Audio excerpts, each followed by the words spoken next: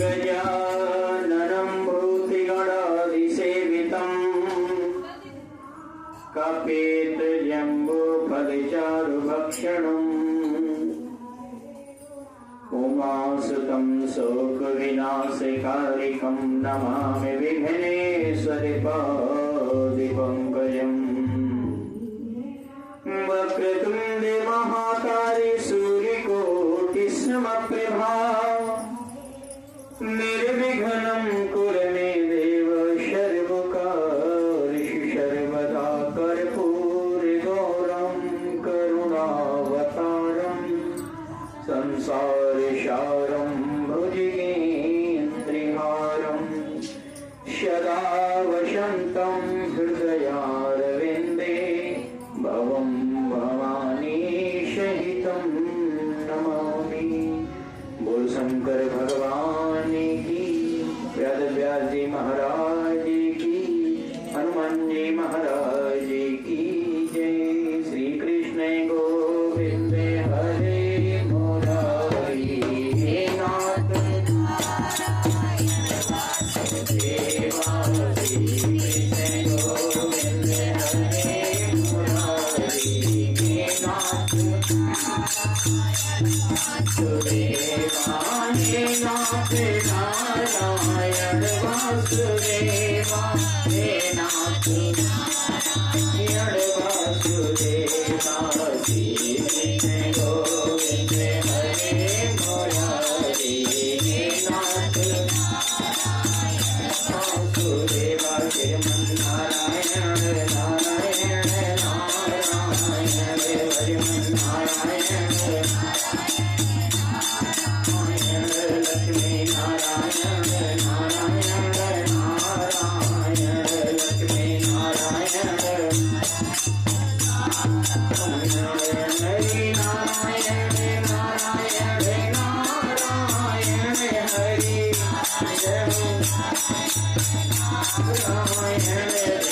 नारायण नारायण नारायण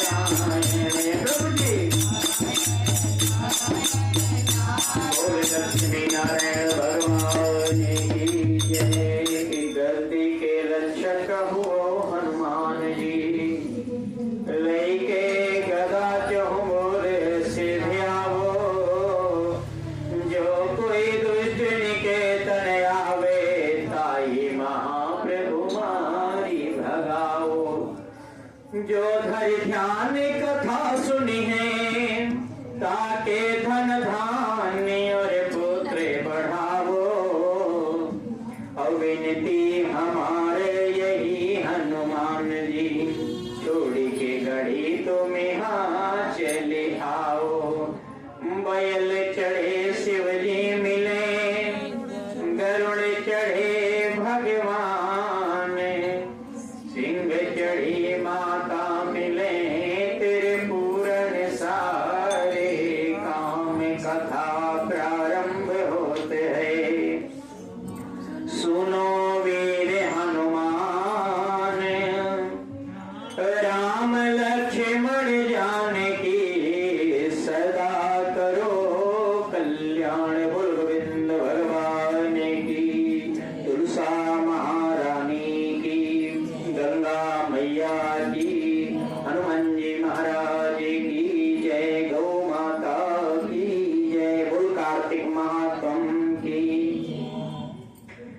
कार्तिक मास के पावन पवित्र कथा में कल आप लोगों ने बड़ी सुंदर कथा श्रवण किया, भाई दूज की कथा। और भाई दूज की मुख्य कथा यही जो यमराज और यमुना की कथा, कि जो भाई दूज के दिन अपने बहन की सेवा, बहन को प्रणाम करता है, भाई बहन के प्रेम भाव अच्छे होते हैं, वहां पे यमराज भी किसी का कुछ नहीं बिगाड़ पाते। इतनी कथा सुनने के बाद में श्री सूत जी कहने लगे कि हे प्रभु, कृपया करके अब हमें आगे गंगा जी की कथा कहो। गंगा जी का अवतरण कैसे होता है, गंगा जी में स्नान कैसे होता है और करने का फल कैसे प्राप्त होता है, और हमें राजा बलि की कथा के विधान बताओ। इतने का जब प्रश्न पूछा, श्री सूत जी महाराज कहने लगे, ऋषियों, जो कुछ भी नारद जी ने राजा पृथु से कहा था वही कथा आप लोगों के समक्ष में कह रहा हूं। इंद्र आदि देवताओं को उत्पन्न करने वाली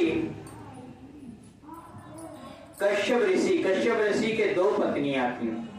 पहले पत्नी का नाम था अदिति, जिनके द्वारा सभी देवताओं का जन्म हुआ, और दूसरी पत्नी का नाम था तिथि, जिनके द्वारा राक्षसों का प्रादुर्भाव हुआ, राक्षसों का जन्म हुआ। अब सोचो कि एक ही घर में राक्षस और देवता, दो नेचर के, दो स्वभाव के लोग रह रहे हैं, दो प्रकार के विचार भाव रखने वाले रह रहे हैं। एक को शुद्धता पवित्रता बहुत पसंद है, तो एक को भक्षा भक्ष्य बहुत पसंद है। एक को लड़ाई झगड़े कलह कलेश में बड़ा आनंद आता है, दूसरे को शांति एकांत में बड़ा आनंद। कैसे गुजारा होगा? अब जब इस प्रकार से गुजारा नहीं हो रहा था, तो देवताओं ने सोचा कि भैया, जो समझदार होते हैं वो सोचते हैं कि अब लड़ाई झगड़ा से होगा क्या, कोई रास्ता निकाल लेते हैं। रास्ता निकालने का जब विचार किया तो कहने लगे, हे ऋषियों, विरोचन के पुत्र अर्थात प्रहलाद जी के पुत्र राजा बलि, जिनकी सेना अत्यंत विशाल सेना थी, बहुत विशाल सेना, राक्षसों की पूरी सेना प्रांगण। राजा बलि ने जब पूरी पृथ्वी पर जीत लिया, अपना अधिकार जमा लिया, तो भी राजा बलि को संतुष्टि नहीं मिल रही है। यहाँ राजा बलि सोचने लगा कि पृथ्वी तो मेरी हो ही गई है, अब हमें इंद्र आदि देवताओं का भी लोक जीतना है। हमारी तुम्हारी तृष्णा बिल्कुल ऐसी है। हमारे पास साइकिल नहीं होती तब साइकिल का कांटा चुभने लगता है मन में। भगवान की कृपा से मेहनत मजदूरी करने से कुछ दिन साइकिल हो जाती है, तब कहते हो साइकिल में आनंद नहीं आ रहा तो बाइक होनी चाहिए। बाइक भी हो गई तो अब बाइक में भी आनंद नहीं आ रहा, बारिश में निकलेंगे कैसे, अब तो फोर व्हीलर होनी चाहिए। तो जैसे मनुष्य की इंद्रियां कभी संतुष्ट नहीं होती, कामनाएं संतुष्ट नहीं होती हैं, राक्षसों ने सेम यही किया। जब पूरी पृथ्वी पर आधिपत्य हो गए, तब अब इनको इंद्रलोक की जरूरत पड़ने लगी। राजा बलि ने अपने दूत को भेजा, जाकर के इंद्र इत्यादि देवताओं से कह दो कि हम इंद्र चाहते हैं, इंद्र से बोलो कि इंद्रलोक को छोड़ दें। राजा बलि के दूत जब जाकर के इंद्र को संदेशा देते, इंद्र ने कहा, भाई तुम्हारा राजा तो पूरी पृथ्वी का राजा है ही है, इसे इंद्र को लोक की क्या जरूरत है, हमें यहाँ छोटे से लोग है, रहने दो। राजा ने भेजा है, जल्दी खाली कर दो, नहीं आ जाएंगे सेना लेकर। आ जाने दो भैया, हम लोग फिर थोड़ा सा बल आजमा ही लेते हैं। और जब ये बात राजा बलि को पता चलती है, पूरी इतनी सेना लेकर के राजा बलि इंद्रलोक को, अमरावती को जाकर के घेर लेता है। इधर देवता भी अपने अस्त्र शस्त्र लेकर के बाहर निकल आते हैं, और राजा बलि के सेना में और देवताओं में खूब घनाघोर युद्ध शुरू होने गया। हो गया, बहुत समय बीतता जा रहा है, युद्ध करने का नाम नहीं ले रहा है। कभी राजा बलि की सेना जीतती नजर आती है, तो कभी देवताओं की। लास्ट टाइम पे बहुत दिन व्यतीत हो गया, तो देवताओं की सेना हारने लगी। कभी कभी तुम सही भी रहते हो, फिर भी तुम्हें दुखों का सामना करना पड़ता है, वही तुम्हारी परीक्षा है, बहुत ध्यान देना। कभी कभी हम गलत नहीं होते, यहाँ देवता गलत नहीं है, लेकिन फिर भी आज राक्षस विजयी हो रहे हैं, देवता हार रहे हैं, और देवताओं को रण छोड़ करके भागना पड़ेगा। क्यों? क्योंकि देवताओं ने ये विचार किया कि यहां से हट जाने में ही भलाई है। ये केवल देवता सोच सकते हैं।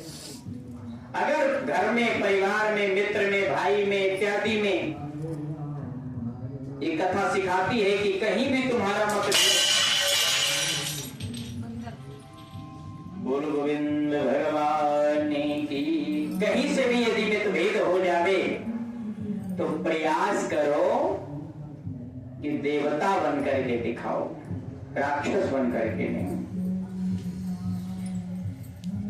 देवता छोड़ करके चले जाते हैं, इंद्र इत्यादि सब छोड़ करके चले जाते हैं। इधर दैत्य और राजा बलि स्वयं सब सिंहासन पे जा करके जितना जितना सिंहासन जो जो था सब अपने राक्षसों को बैठा देते हैं। राजा बलि स्वयं इंद्र के गद्दी पर जाकर के विराजमान होते हैं और अपना एक नियम चाल लगा देते हैं कि आज से जो कुछ भी हवन पूजा पाठ होगा वो सब मेरे नाम का आहुति डाला जाएगा।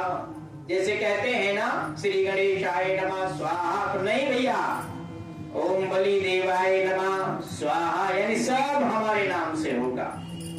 यानी देवताओं का घर जमीन तो छीना ही छीना, अब देवताओं का अधिकार भी छीनने का काम राजा बलि शुरू कर दिए। अदिति माता बहुत परेशान हो गई। संसार में जब तुम दुखी होते हो ना, बालक दुखी होते हैं या बालक परेशान होते हैं, तो जितना चिंता मां को होती है उतना चिंता पूरी पृथ्वी पे किसी को नहीं होती। ऐसा भागवत में लिखा है कि जब बालक परेशान होते हैं तो मां जितना परेशान होती है, हालांकि कभी कभी मां बहुत मजबूर होती है, कुछ कर नहीं पाती हैं, लेकिन यदि उनके मन से उनकी व्यथा पूछी जाए तो उनसे ज्यादा परेशान कोई संसार में नहीं हो सकता। माता अदिति को बहुत चिंता हो रही है, मेरे बालक का राज चला